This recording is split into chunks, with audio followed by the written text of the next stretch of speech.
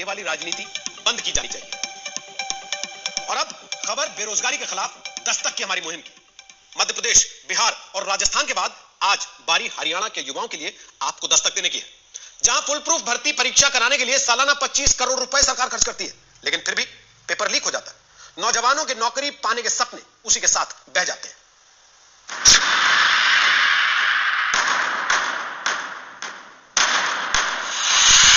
मध्य प्रदेश, बिहार, राजस्थान में युवाओं की नौकरी लटकाने वालों पर दस्तक के बाद अब बारी हरियाणा की।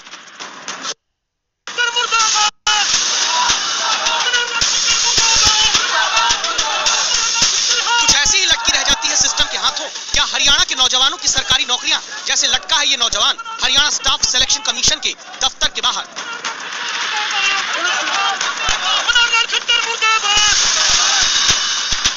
क्योंकि ज्यादातर भर्ती परीक्षा से पहले बच्चों की आंखों में खुशियों के लिए लड्डू चढ़ाने से लेकर वैष्णो देवी जाने तक की मान मनौती तक आरोप है हरियाणा में खाली चली जा रही है।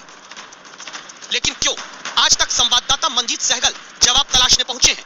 बस अब कुछ देर ध्यान से सुनिएगा आपके बेटे बेटियों से जुड़ी कहानी। ये पेपर लीक हो गया, कई बार ऐसे हो जाते हैं, जो पढ़ने वाले लड़के हैं वो पीछे रह जाते हैं, ऐसे घूसखोर आ जाते हैं। कुछ होते हैं सिस्टम में जो लोग लीक करवा लेते हैं। जो जिस हिसाब से लीक हुआ है सर, उससे यही लग रहा है कि सर नौकरी बिक रही है सर 12-12 लाख रुपए। अब इनके गुस्से की वजह जानिए। इसी महीने ग्राम सचिव की 600 पदों पर भर्ती परीक्षा हुई।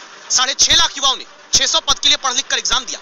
परीक्षा के दिन ही हिसार, पानीपत, जींद, सिरसा में प्रश्न पत्र लीक हो गया। बस उसके बाद हरियाणा कर्मचारी चयन आयोग, जिसके दफ्तर में विवेकानंद का ध्येय वाक्य लिखा है, उसे बदलकर युवाओं से कह दिया गया, पढ़ो लिखो और नौकरी के लिए दौड़ते रहो। युवाओं को एक बार फिर बस मोबाइल पर न्यूज मिल जाती है, बेटा पेपर रद्द हो गया और फिलहाल आपकी नौकरी पाने की उम्मीदें भी। कई प्राइवेट कॉलेजेस एंड इंस्टीट्यूशंस के अंदर ग्राम सचिव के एग्जामिनेशंस के अंदर पेपर की आंसर की मोबाइलों पर मिली, बाहर से लोगों ने आंसर की प्रोवाइड करी। स्टाफ सिलेक्शन कमीशन ने यह निर्णय लिया है कि चारों जो एग्जाम्स हुए थे 9 और 10 तारीख को उसको विड्रॉ किया। यह हालत उस चयन आयोग के राज में है जिसके दफ्तर के बाहर पारदर्शिता की मुनादी पोस्टर चिपका कर की गई है। हम इस वक्त हरियाणा स्टाफ सिलेक्शन कमीशन के कार्यालय के बाहर खड़े हैं। कार्यालय के बाहर बहुत बड़ी एक होर्डिंग लगाई गई है जिसमें सेलिएंट फीचर्स लिखे गए हैं। इसमें लिखा है कि स्टाफ सिलेक्शन कमीशन का जो सिलेक्शन प्रोसेस है वो ट्रांसपेरेंट है और रिक्रूटमेंट प्योरली मेरिट के बेस पर होती है।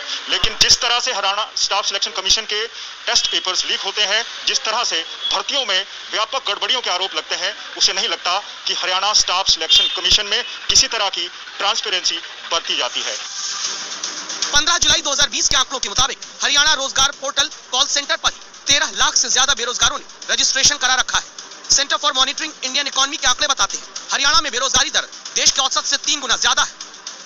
और भर्ती परीक्षा बिना पेपर लीक हुए ना करा पाने वाला कर्मचारी चयन आयोग फुल प्रूफ सिक्योरिटी के नाम पर कितना पैसा बहाता है, संवाददाता मंजीत सहगल से सुनिए। हरियाणा स्टाफ सिलेक्शन कमीशन प्रति साल 25 करोड़ रुपए सिक्रेसी मेंटेन करने पर खर्च करता है। बावजूद इसके लगातार क्वेश्चन पेपर्स लीक हो जाते हैं और स्टाफ सिलेक्शन कमीशन पर धांधली और धंधेबाजी के आरोप लगते हैं। सवाल वही, आखिर जनता का पैसा क्यों बहाया जा रहा है? एक मोटा अनुमान लगाएं, 100 रुपए का भी फॉर्म भरा होगा तो 6.5 करोड़ रुपए फॉर्म भरने में युवाओं ने खर्च कर दिए। 200 रुपए भी आने जाने में खर्च किए होंगे तो एक परीक्षा में युवाओं ने कुल 13 करोड़ रुपए लगाए होंगे। लेकिन सालाना 25 करोड़ रुपए सिर्फ पारदर्शी इम्तिहान के नाम पर खर्च करने वाला चयन आयोग पेपर लीक होने से रोक नहीं पाया, जिसके खुद के कर्मचारी करप्शन के आरोप में घिरे हैं। जब मेहनत करता है बच्चा 6 महीने से 1 साल से और एकदम पेपर कैंसिल हो जाता है तो दुख तो होता ही है। अच्छा, जो इसमें फीस लगती है एग्जाम की, वो फीस वापस मिल जाती है जब एग्जाम कैंसिल होता है? नहीं मिलती सर। इसलिए एनएसयूआई कार्यकर्ताओं ने प्रदर्शन किया और आरोप लगाया। ग्राम सचिव का 10 लाख रुपया, क्लर्क का 8 लाख रुपया, एक्साइज इंस्पेक्टर का 25 लाख रुपया, नायब तहसीलदार का 35 लाख रुपया। ये कोई बोर्ड नहीं रह गया, ये मच्छी बाजार बन चुका है। हमने इस मुद्दे पर स्टाफ सिलेक्शन कमीशन के चेयरमैन भारत भूषण से मिलने की कोशिश की, लेकिन उन्होंने हमसे कैमरे पर बात करने के लिए इनकार कर दिया।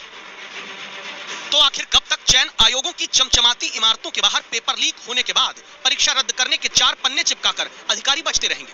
देश में अगर इलेक्शन कमीशन चुनाव पारदर्शी करा सकता है तो सिलेक्शन कमीशन ढंग से, ईमानदारी से नौकरियां दे सके, ये जवाबदेही तय करने की दस्तक अब आप दीजिए। मंजीत सहगल, चंडीगढ़, आज तक। अब जरा एक तस्वीर और देख लीजिए। जिन पर जवाबदेही है उन्हें जब सवालों से डर लगता है तो सवाल पूछने पर ही पाबंदी लगा दी जाती है। इसी सवाल से जुड़ी है आज की अगली दस्तक। बिहार, जहां आज दिन भर एक फरमान को लेकर चर्चा रही। वो फरमान जो बिहार के माननीयों को सोशल मीडिया पर जनता के चुपते सवालों से Z+ सिक्योरिटी देने के लिए निकाला गया। बिहार में नौकरी के लिए प्रदर्शन करते शिक्षक पुलिस की लाठी खाएंगे और अगर किसी ने सोशल मीडिया पर किसी मंत्री, विधायक, अधिकारी से कुछ ज्यादा पूछ लिया तो जेल जाएंगे, क्योंकि बिहार में आर्थिक अपराध शाखा के 9 दिन पहले एडीजी बने नैयर हसनैन खान साहब की तरफ से फरमान आया है, जिसमें कहा गया है बिहार में मंत्री, विधायक, सांसद, अधिकारी के खिलाफ सोशल मीडिया पर आपत्तिजनक टिप्पणी जेल पहुंचा देगी।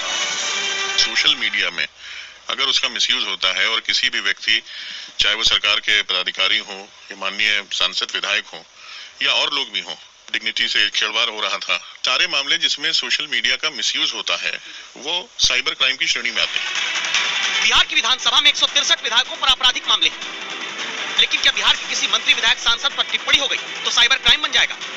कोई भी ऐसा कंडक्ट, स्पीच, फोटोग्राफ या कमेंट्स जो कॉग्निजेबल ऑफेंस होते हैं, चाहे वो आईपीसी में हो, आईटी एक्ट के अंतर्गत हो, वो श्रेणी में आएंगे। बिहार की विधानसभा में धारा 302 यानी हत्या के आरोप वाले 19 विधायक माननीय बन सकते हैं, लेकिन उन्हीं माननीयों पर किसी ने सोशल मीडिया पर सवाल उठाते हुए पूछ लिया कि आखिर नौकरी देने के नाम पर लाठी क्यों मारते हो, तो क्या जेल भेज देंगे? यह भी नहीं भूलना चाहिए कि बिहार विधानसभा में हत्या के प्रयास के आरोपों वाले 31 विधायक पहुंचे हैं। जनता की सोशल मीडिया वाली टिप्पणी से माननीयों को बचाने की चिट्ठी जारी करने वाले प्रशासन से दस्तक देकर पूछना जरूरी है। हजारों नौजवानों को नियुक्ति का पत्र देने के नाम पर महीनों से लटकाए रखने वाले मंत्री क्या आपत्तिजनक, अभद्र और भ्रांतिपूर्ण काम नहीं कर रहे हैं? रोहित सिंह, पटना, आज तक। बहुत से लोगों का मानना है कि सोशल मीडिया की हालत मौजूदा दौर में जो हो गई है उसमें गाली देने वालों पर कार्रवाई जरूरी है, लेकिन जिस राज्य में गोली मार देने के बाद लोग छुट्टे घूम रहे हों, वहां पहले गोली मारने वालों पर कार्रवाई जरूरी है या गाली देने वालों पर, यह भी सरकार को तय करना होगा। बहरहाल दस्तक में वक्त एक ब्रेक का है। ब्रेक के बाद नेताजी के नाम पर बंगाल में मची सियासी होड़ की बात करेंगे। आप देख रही हैं आज।